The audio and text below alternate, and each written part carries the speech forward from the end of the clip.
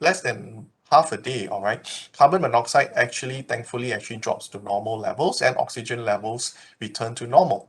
Okay, but what's more important are actually the long-term benefits. Okay, even within after 1 day, your risk of heart attack actually decreases and your lungs start to realize, okay, I've got an opportunity to clear out the toxins and the mucus. Remember earlier I mentioned about the beating functions, the what I call the ciliary functions of the lung, all right? So they can start to clear the toxins out from the lungs, okay, right? And then you will find that overall after 1 year, and further decrease in the risk of heart problems, decrease in the risk of stroke, and even the risk of lung cancer, okay, reduces to about half that of non-smokers. All right, so I can share with you, and I've seen definitely, all right, some benefits of quitting the smoking, okay, for patients that follow up for a long time, right? So the next thing that you need to ask, or perhaps ask yourself or speak to the healthcare professional, is the patient ready to quit? And actually for us, we just ask a simple questions. Number one, have you thought about quitting? Okay, that's the first question, just to invoke the idea in the patients. And that's where we decide. Okay, we find that patients are, yes, motivated, okay, or not motivated. Most of the time, if not motivated, they'll give excuses like, oh, I've smoked for very long. If I stop smoking, I think harmful things will happen to my body, or I'm not ready, I've tried before, but I failed, that kind of thing. I can't work if I don't smoke, that kind of reasons. It's not wrong. I think everyone got their own individual answers or responses to that. Okay, so it's up to us or the healthcare professionals to counsel them accordingly. But when we get a sense that they are ready to quit, they'll tell us, doc, I'm ready to quit. Tell me what I can do. All right. And then we offer them the appropriate measures.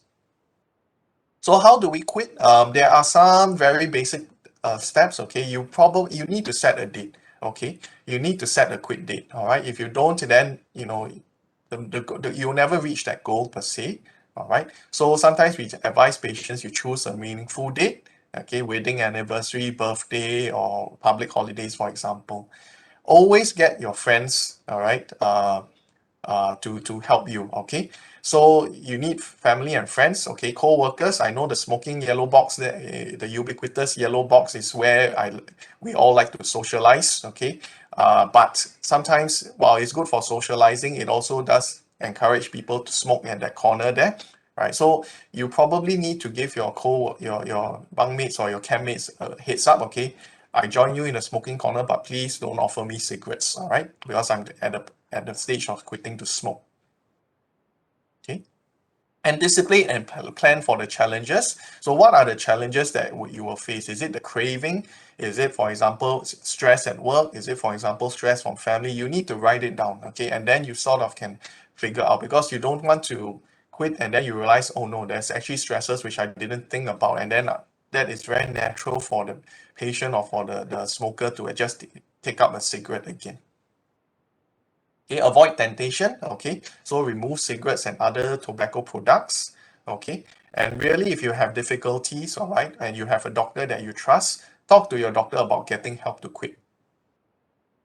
Okay, now I will be upfront and say with you that it is true. All right, some of your seniors or some of your friends will tell you, "Wow, when I quit smoking, I felt really horrible." All right, and it is true. All right, for some patients, they do get what we term as side effects of smoking cessation. This can range from systemic effects such as headaches and nausea, coughing. A lot of patients tell me that they get a lot of phlegm, and that's because the lungs are trying to clear out the toxins and the secretions, as we have discussed earlier. They get sore throat. Some patients notice that they have an increase in appetite and associated weight gain. And because there's a withdrawal of nicotine, all right, which is actually like a pleasure molecule, it actually stimulates the pleasure receptors in the brain. Okay, so patients complain that they have difficulty concentrating. Perhaps they feel more irritable, frustrated, and moody and angry as well. It may affect them to the point that they develop symptoms such as anxiety, low mood, all right, and poor sleep. Okay, and as mentioned, nicotine is a molecule for craving, so there may be out of proportion intense craving. Not surprisingly, all these, all right, may lead to failure to quit, or perhaps you quit already, but it increases the risk of relapse.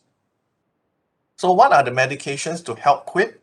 Well, apart from sheer willpower, all right, I will be honest and tell you that sheer willpower alone probably, while better than not even thinking about quitting, all right, probably still it leads to only a success of about 5 to 10%.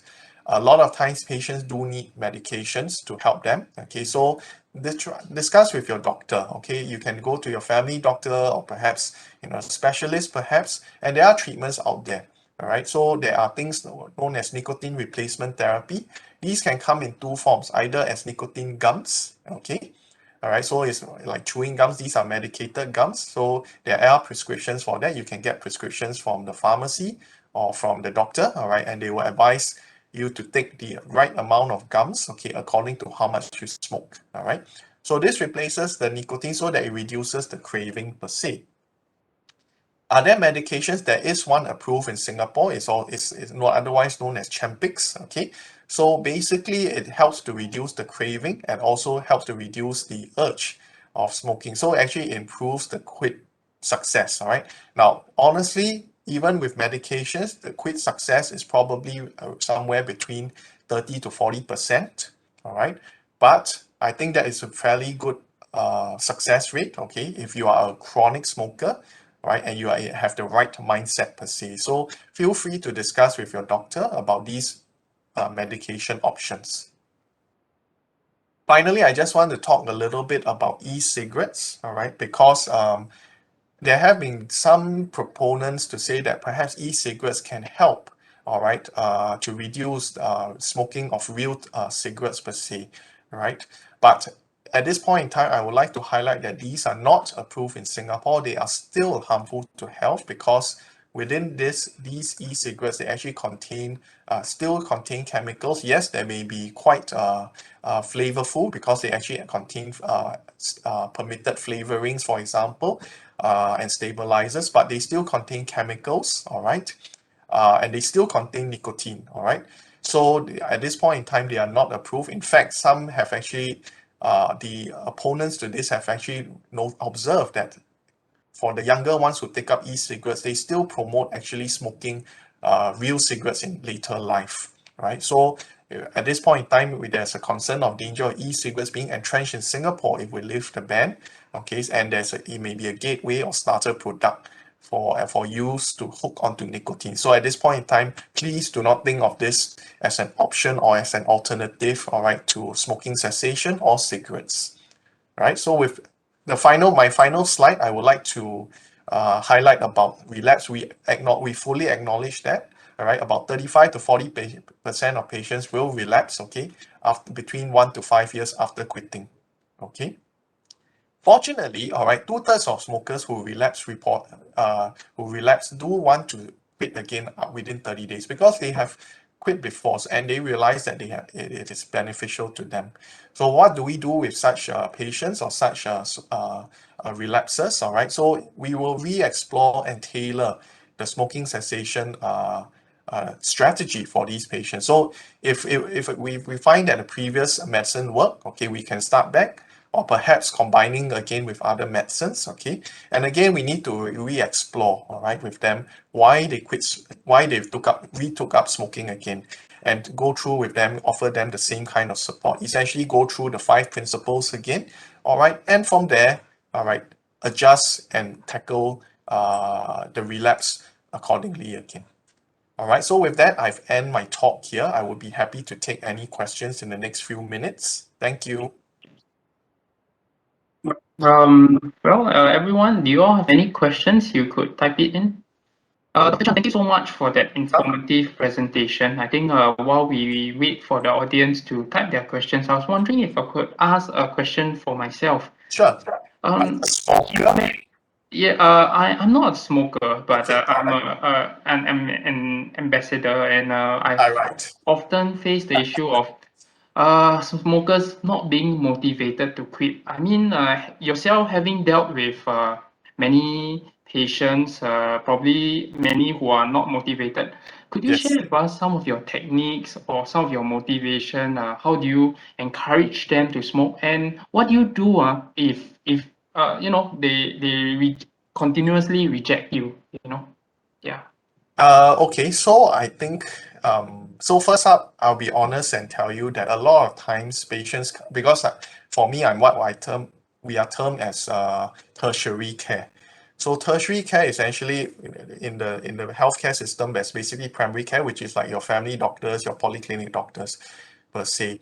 And then there's tertiary care. So I will be honest and tell you that the majority of patients that come to me have had some idea already, some connotation in their minds about thinking to quit per se. That's why they come to me for quitting the smoke. And a lot of times, sometimes it's like a life-changing event. So perhaps they had undiagnosed COPD, so they come to me and I evaluate them. I says, look, your lungs are now really damaged, all right? This is your first attack ever, all right? You really need to think about quitting to smoke. So that's one spectrum of my patients who I see where unfortunately an unfortunate health event prompted them to see me, all right? It could be a heart attack, it could be a stroke, it could be COPD, for example. So that's what prompted them. So can share some of my opinion, some of my experiences from a primary care setting. So these are, for example, like young patients like yourself. I see most of you are fairly young here, right? And it does take a lot of times it's not the first or second visit, all right? As mentioned, most of the times when I see them, I will find that they have not even thought about smoking cessation, because right now smoking is a pleasurable activity for them, all right? So a lot of times it does take a few visits to introduce to acknowledge that for them to acknowledge that, yeah, I think smoking, I'm starting to see that smoking is giving me problems. So it could be, for example, bad breath, simple symptoms, okay, bad breath, all right, or non-medical issues, for example. All right. So for example, like, oh, cigarette costs are going up, or two, my partner doesn't like me to smoke. Okay. So these little things. So we hook onto when we get a sense that they are starting to have some doubts about continuing smoking, we hook onto those thoughts and says, oh, okay, tell me more, all right, about what's bothering you about that's your smoking. So it's these little opportunities that we hook on, all right, and then from there we slowly introduce the information to them. All right. But if you're expecting us within the first clinic visit to, throw down hook, line, and sinker knowledge to you without exploring your thoughts, I can share that it is very unlikely that the patient or the smoker will absorb all the knowledge and change their practices within the first clinic visit. So the short answer is it'll take a few visits, and we need to slowly tease out what is motivating them or what is encouraging them to stop smoking. Okay. Thank you, doctor. Yep. Okay, so if no one else has any questions, anyway, let me say that I certainly enjoyed the presentation. I learned a lot, especially on the part of the decline of lungs and the effects of smoking on exercise, which I think we learned a lot. If that's doctor, if that's the end of the presentation, then I think thank you everyone for your attention. Thank you. Yeah. Please continue to join us for the next talk at 10:00 hours on the truth of smoking. The staff have kindly provided the link in the chat box. Yeah, do click on the link. Thank you, everyone. Okay, thank you. Okay, bye. Bye bye.